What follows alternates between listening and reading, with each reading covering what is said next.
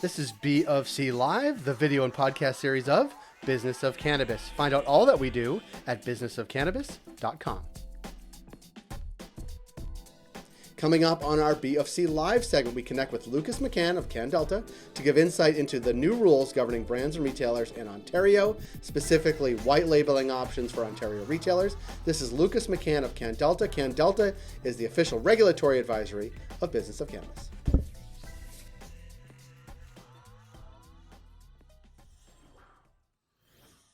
Lucas McCann, when I see regulatory changes come across on Twitter, which is probably not where they actually come across, I think about calling you. I have called you. Are you ready to be peppered? Jay, I feel like we were just sitting at this table a month ago having this conversation, and we're revisiting it again. We were, but I just went back and watched it. You were a part of our retail series last month about what new regulations in Ontario were for retailers and brands in that relationship. And I'll categorize it as like retailers were about to get something plucked from them that was going to be very good, white label products that they could work with LPs and launch in their store. But then what happened? What's going on now? Well, then there was public outcry and a village holding pitchforks and torches that walked down to the AGCO's headquarters at Yonge and Sheppard, and we're banging on doors with some ideas. Yeah, and some ideas, because they've had them and they were getting taken away. But what do we know now that we didn't know then? And is this the final word? Talk about sort of the process, but also what we know now and what will be set in stone. Okay, yeah, great. So let's go back a month. In February, there was an announcement from the AGCO. This was part of a long time running, public consultation process that dates back all the way to fall of 21, in which the AGCO had encountered some interesting situations in the industry that pertain to inducements from licensed producers. And it makes sense that LPs and retailers, should be friends. They would be friends. And the AGCO was just introducing a bit of a rule book for how that relationship should work. So the change were updated standards to the registrar standards, which is the rule book for Ontario. Okay. And what that indicated, sorry, here, I'm getting a call. No, it's okay. You're busy. What New that rules indicated, mean you're going to get calls lots. What the rules were was really just about the kinds of gifts that LPs could give retailers, and it makes sense that you'd want to give them gifts, you'd want to impress them, so they buy your products. So LPs are limited in the kinds of gifts that they could give bud tenders and managers and operators. This has to be something of nominal value. So swag, the AGCO said, the AGCO said swag, that's okay. We don't have an issue with that as long as it's, in a reasonable amount. We're not talking about truckloads of t-shirts. So that was fine. If there was something happening in terms of training, it really had to happen on site for the retailer, or you had to take at most a bus to get there. You couldn't fly bud tenders around the country and wow them at, Banff Hot Springs or Chateau Lake Louise. Okay, fair, we get that too. That makes sense. You can sell your data as a retailer to LPs, that they agreed to. And as long as that is going for fair market value, we could be talking about thousands or tens of thousands, but probably not hundreds or millions of dollars, hundreds of thousands or millions of dollars. So that's still a gray area that really no one has really sort of hashed out yet, but fair. And then if you're working as an LP and you have a vested interest in a retailer in the sense that you're an investor, you can go up to 25%, or you're franchising out with a retailer. There's some language about the kinds of engagements you can give and the financing that you could provide to those companies, which would make sense since you're allowed to be a part owner of a retail store. But there was this one other change that just sort of got looped into these standards surrounding inducements as well. And I think this was a very hot point of contention for people on both sides of this announcement. And again, these announcements that were happening in February, this was on February 8th, were only supposed to take effect in June. So nothing actually ever changed or happened. It was really just a signal to the industry that this might happen. There was an uproar, I guess, from retailers and LPs. They engaged the AGCO in a lot of dialogue and conversation, and it was uncovered that it was in the best interest for the AGCO and for retailers and LPs to sort of reverse this decision about allowing for licensees to enter into agreement to create cannabis branded products, such as branded pre-rolls, as a for instance. So now there's actual language about this that's been reversed, that will be reflected in the updated standards and come into effect on June 30th as well. And I think a big part of the issue here was that there were, for example, a lot of retailers that had entered into these long tail agreements with LPs that backing out would have just caused a lot of, I think, material damage. Yeah. And so just to clarify, I like being Michael Scott in this type of conversation. Sure. Talk to me like I'm an 8-year-old. Now I have Jay's Cannabis, and now I can have Jay's Cannabis Jay's in my retail store, assuming I can find an LP to help produce it and all that. Exactly. Yep. And that's another kind of relationship that you're allowed to engage with licensed producers as well. And So I think there was this idea that this could have been like a loophole that they wanted to close, but the AGCO, and then again, this is something that, you know, CannDelta really applauds, that the industry stakeholders are really applauding, has reversed that decision to take that away. Yeah, I mean, it's great for retailers, great for consumers, you know, it's great for LPs. Like there's a bunch of win-win, assuming everybody can, you know, find partners and get products on the shelves. Can I ask you a question? Because we've had previous conversations about sort of the flow-through program. Like this impacts that? Like what is, like if I'm a retailer and I want to have these J's, like, do I still have to put it through the Ontario Cannabis Store, the wholesaler, and buy it from them? And everybody else has access to the same J's? Correct. Yes. So it's going to be part of the flow through model as well, which has been in sort of a practice state for some time. And then, yeah, in theory, you could go and buy your competitors' products. Yeah, but that's not out of the realm of possibility, I guess. So it's not, it is a flow through program in that me as a retailer can have products on the Ontario Cannabis Store, but they could also sell those products to the Ontario Cannabis Store. They would, and yeah, there's no exclusive rights anywhere in the Ontario Canadian cannabis, or the Ontario part of the Canadian cannabis industry. The only way you can really differentiate yourself, it seems now, is going to be with store, with your brand, and with the customer experience that you have in brick and mortar. Can I dive into that a bit?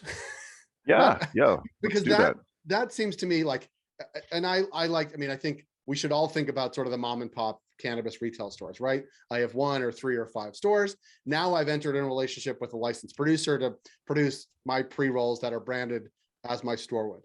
It goes through the same process, and actually have to get them into the Ontario Cannabis Store too, through that process, like through they need to accept them, they need to take them in, they need to place an order, but then I don't have exclusive rights to them. So, I mean, can I make money on them even if I don't buy them? Like, what's that relationship like? Is it? Yeah, so can you make money on them even if you don't buy them? I mean, yeah, in theory you can. If there are other folks that are snatching up these products and product is moving, you know, if the spice is flowing, the dollars move, right? You know, you always got to follow the money on that. So for sure, that's a great point. Yeah, certainly. But yeah, I mean, this I don't think is going to be leveraged sort of in that way. I don't think this is something that people intend to sort of maybe even abuse in that sense. I think this is really just to give retailers a small way, you know, a small something back, so that they can sort of brand themselves and differentiate themselves, and allow consumers to take that store experience with them outside of their doors. Was that a Star Wars reference just then? Was it? I think no it was. comment. I think it just quoted the book of Boba Fett, if I'm not mistaken. I have to go back and look, but you saying that, we just watched the whole thing, and I think there was a quote just like that. Everybody be okay as long as the spice is moving. Turned out, well, I don't want to ruin the book of Boba Fett, but watch it. It's great. Now I'm really down a rabbit hole. And so like you talk to lots of retailers, you talk to lots of producers, you understand the process really well with the AGCO and the Ontario Cannabis Store. Like, this seems like a good would-be reversal of something that hadn't gone into effect yet.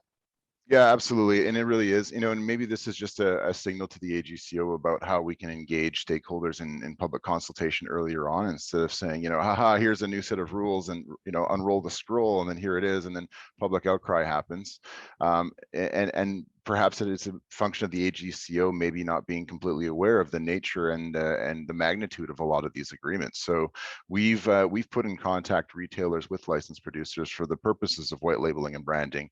And these agreements, again, you know, they're going to be for thousands, if not tens of thousands of units, but also to be produced over a long period of time. And that requires a certain amount of upfront capital for that retailer as well, that, once it gets to, for a lot of folks that are processors in the industry, that's kind of money spent and gone. So they really need to be able to deliver on that in order to not be materially impacted and to cause irreparable harm to a lot of the industry. And these agreements were set to take place not just for 1 to 2 weeks, but for a period of months, and sometimes over a period of a year, or in some cases a few years. Yeah. So having sort of that carpet ripped out from underneath the folks in the industry, that was something that was very unsettling. And again, very happy that they've gone back on that and have allowed folks to at least, not even at least finish these contracts out, but now sort of carry on that branding agreement that they've entered into, with full intention of being able to complete on those agreements. And again, this was never something that was brought up when the Cannabis License Act came up and the first standards were published during the time of the lottery. These inducements were really brought into play because something happened in the industry that the AGCO got wind of. Xbox is being given out to budtenders selling the most of one kind of product, and there was this unfair advantage that largely favored the large people, so not the mom and pops, right? So from our perspective, CannDelta is really happy about the fact that there is something here to level the playing field for small business. We're a big supporter of small businesses. We work with a lot of micros, and we've licensed 10% of Ontario's retail. So for us to be able to help or to see that that's going to be a business that's going to be sustained for the smaller players, we're really happy about. And again, these inducements, with the exception of that one now, that 0.6 that was added towards the end of the standards, and we can share the link now because they're posted on the AGCO's blog. I think this is going to be something that really continues to favor the little folks that are out there running a small business and are literally mom and pop shops, and maybe haven't even paid themselves. Right. Well, that's all for the better, of course, but it also underscores I think the bigger picture as you zoom out. This industry is not for the faint of heart. Things change radically from we were just talked about this last month, and it was something you were saying, this is going to be really hard for small businesses, and it's been reversed, which is great. But that even shift back to what it was causes a lot of headache and ulcers, I would imagine. Yeah, and after this much time past legalization, we really want to see doors continue to open, as opposed to sort of the noose around the bag sort of continue to tighten, and for things to sort of get more restricting. We've realized that hell hasn't broken loose, and we need some easement on regulations. We're seeing that with the updated change to the act in terms of the total amount of beverages that can be purchased now, and that's the direction that we should be going. We shouldn't be thinking about restricting businesses in that capacity. But again, I feel very strongly that the AGCO does have small business interest at heart. That's something that they've gone on the record saying, versus an entity like Health Canada, which really just wants to uphold the spirit of the regulations and cares nothing about the fate of the industry, right, in my opinion. Well, let's, to your words, let's keep the spice flowing. Let's keep it flowing, man. It's a Dune reference, by the way. Oh, it is? Yeah. Well, I'm going to find it as well in Book of Boba Fett, because honestly, it's definitely there, because I haven't watched Dune, even though Timothée Chalamet is like all over our house, and lots of references to him.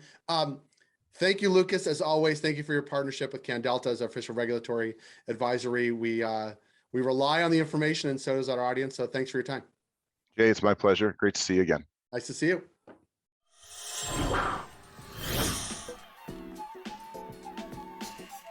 That was BofC Live. If you like this program, please subscribe to our YouTube channel. You can also find us wherever you find your podcasts.